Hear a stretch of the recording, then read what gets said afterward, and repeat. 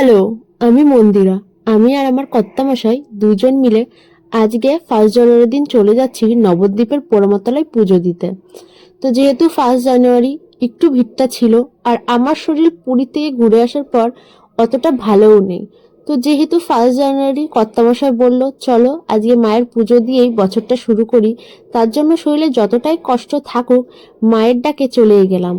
এটা তো বিশ্বাসই করো তাই না, যে মা যদি না ডাকে তুমি কখনোই মায়ের কাছে যেতে পারবে না। তো ভাবলাম এমন একটা সুযোগ হয়েছে যাই। এই বিয়ের পর আমি প্রথম এসেছি। বিয়ের আগে অনেক ছোটবেলায় বাবা মার সাথে এসেছিলাম, কিন্তু বিয়ের পর প্রথম কর্তামশাইয়ের সঙ্গে পুজো দিচ্ছি। তো প্রথমে পৌঁছে গেছি পোড়ামাতলায়, সেখান থেকে পুজোর ডালা আর মালা কিনে পুজো দিয়ে নিয়েছি।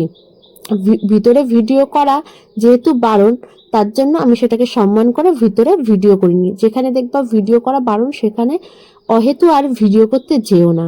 তো বাইরে থেকে কিছু ছবি আর ভিডিও করে আমি চলে এসেছি শাখার দোকানে। কারণ কি, এখানে শাখা খুবই ভালো হয় আর কম দামে পাওয়া যায়। তো একটা শাখাও আমি নিয়ে নিয়েছি। তারপরে খেয়ে নিলাম আখের রস।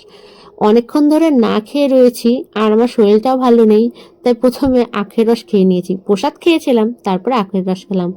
তারপর আমি একটা দোকানে দাঁড়ালাম এই ঘন্টি কেনার জন্য।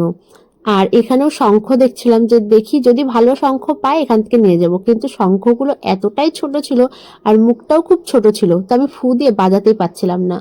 অনেকটা বেলা হয়ে গেছিল আর রোদও উঠে গেছিল।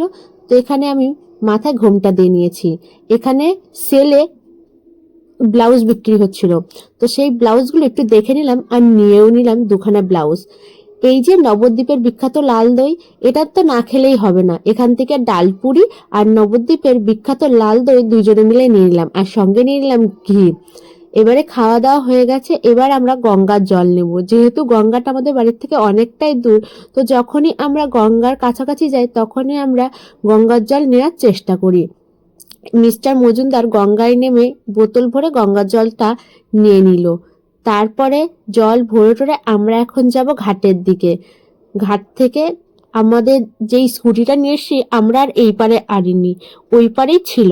তো যেহেতু ওই পারে আছে, এই যে দেখতে পাচ্ছ ইস্কন মন্দির, অন্য একদিন ইস্কন মন্দিরে যাব। আমরা স্কুটি গ্যারেজ থেকে নিয়ে এখন পৌঁছে গেছি কৃষ্ণনগর। আর কৃষ্ণনগরে এসছি আর তোমার অধরের চন্দ্রের বিখ্যাত মিষ্টি সরপুরি আর সরভাজা না খেলে হয়।